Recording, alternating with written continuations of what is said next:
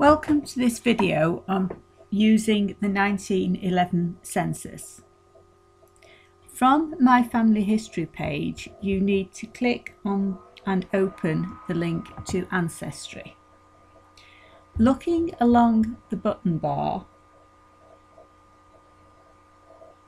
and moving the mouse over the search button, this will show you the options available. From this menu, you need to choose Census and Electoral Rolls.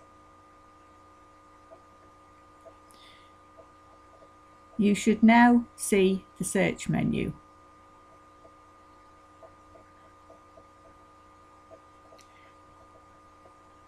From the narrow by category, you need to choose the 1911 England and Wales Census Collection.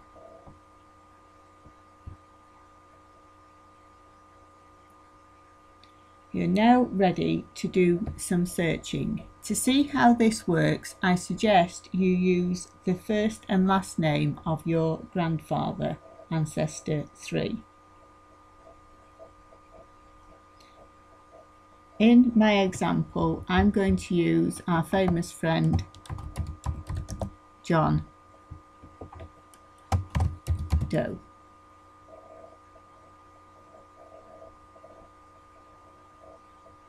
If you know the birth year, put it in. If you don't, it makes it a little bit harder. So if we then scroll down to the bottom and click on Search,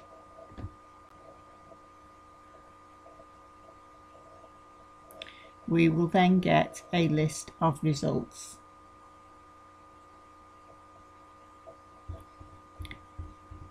Again, here we're showing categories, so if you click on the Records tab, you will get the actual records that have been returned.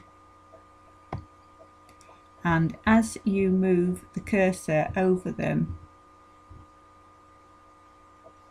you will get a preview of the information.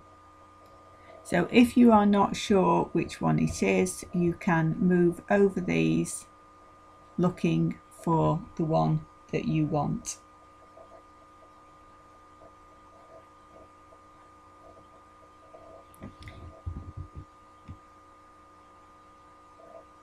We look at the first one, he was a farm labourer. The second one was a bootmaker. I scroll down the page a little bit.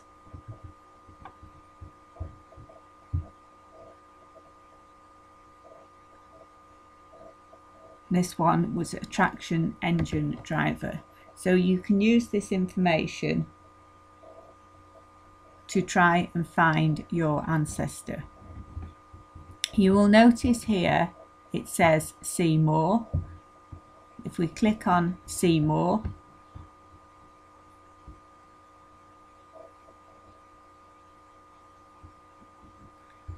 this gives us again the information that we were just looking at, but it also gives us the option to click on the actual census form that our ancestor filled in. Once this has loaded, you can scroll round and have a look at the information. You can zoom in, which makes it easier to read. If you scroll down, you can read the headings that were used as the people filled it in. We lift the whole thing up by holding the left mouse button down and moving.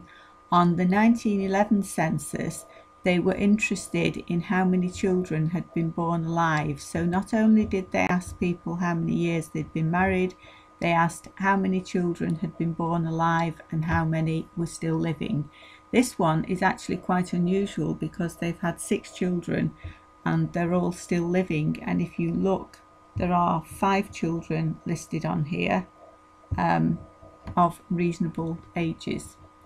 Again, if you scroll to the bottom of the page where it says signature, this is the signature of your ancestor. 1911 was the first year that they kept the actual forms that were filled in by the individual households.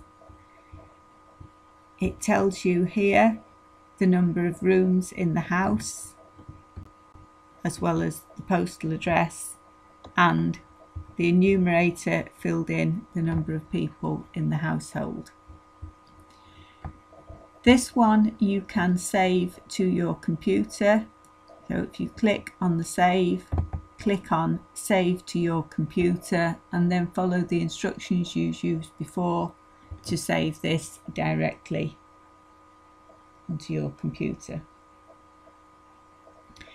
I haven't added the instructions in here because everyone is slightly different. So although when I click on save to your computer, I get a box which then allows me to save the file, yours may be slightly different. If you're not sure if you're using Windows 7, because this is Windows 8, then you may need to ask for help. Now you've found one ancestor in the 1911 census, perhaps you would like to try looking for some others. That's the end of this video. Thank you.